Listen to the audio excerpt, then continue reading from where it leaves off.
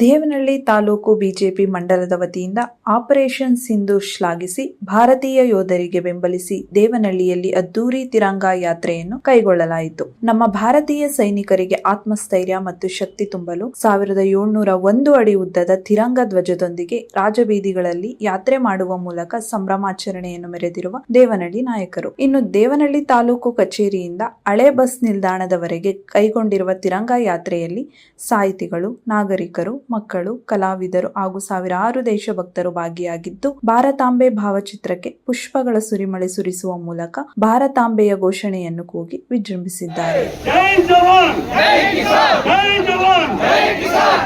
ಈ ದೇಶದ ಸೈನಿಕರಿಗೆ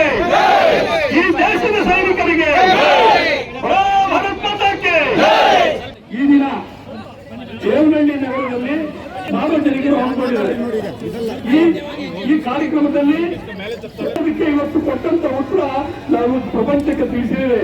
ಪಹಲ್ಗಾಮ ಏನು ದುಷ್ಟರು ನಮ್ಮ ಹೆಣ್ಮಕ್ಳ ಸಿಂಧೂರನ್ನ ಅಳಿಸಿದ್ರು, ಅವ್ರಿಗೋಸ್ಕರ ಈ ಭಾರತ ಆಪರೇಷನ್ ಸಿಂಧೂರ ಅಂತ ಹೇಳಿ ಒಂದು ಹೆಸರಿಟ್ಟು ನಮ್ಮ ಸೈನಿಕರಿಗೆ ಸ್ಥೈರ್ಯ ಕೊಟ್ಟು ಇವತ್ತು ಏನು ಆ ಪಾಪಿಗಳ ಅಡುಗುತಾಣ ಇತ್ತು, ಆ ಉಗ್ರಗಾಮಿಗಳ ಅಡುಗುತಾಣನ ಒಡೆದು ಉಳಿಸಿದರು.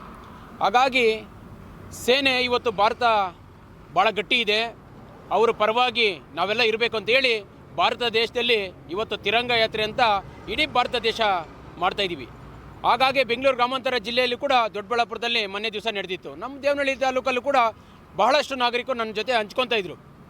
ಇಲ್ಲ, ಈ ಥರದ್ದೊಂದು ಕಾರ್ಯಕ್ರಮ ನಾವು ಮಾಡಬೇಕು, ಯಾವುದೇ ಜಾತಿ ವಿರುದ್ಧ ಇಲ್ಲ, ಯಾವುದೇ ಧರ್ಮದ ವಿರುದ್ಧ ಇಲ್ಲ, ಯಾವುದೇ ವಿರುದ್ಧ, ನಾವು ಸೈನಿಕರ ಪರವಾಗಿ ನಿಲ್ಲಬೇಕು, ನಾವು ಸೈನಿಕರಿಗೆ ಆತ್ಮಧೈರ್ಯ ನಾವು ನೀಡಬೇಕು, ಅದಕ್ಕೊಂದು ತಿರಂಗ ಯಾತ್ರೆ ಮಾಡಬೇಕು ಅಂತ ನಿಶ್ಚಯ ಮಾಡಿದ್ವಿ.